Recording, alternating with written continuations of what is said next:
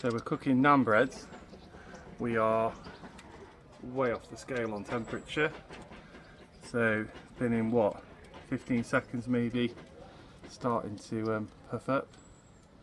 If you look at that, it's looking good. Might just move it around a little. Let's see.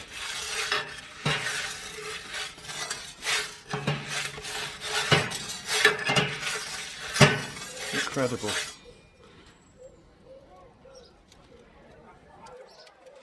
It's just the Weber kettle. We've got hardwood at the back there, cherry hardwood, and the crust is looking incredible. So I'm just going to wait till it puffs in the middle, and then we'll be done. It's starting to get there.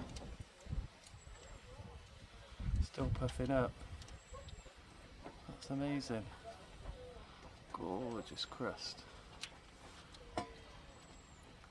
I'll just show you, I'll pull it out. Come on, let's get it out. Here we go.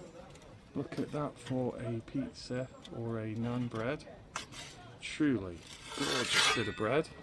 Let's just put it in for a bit more time. Looking nice.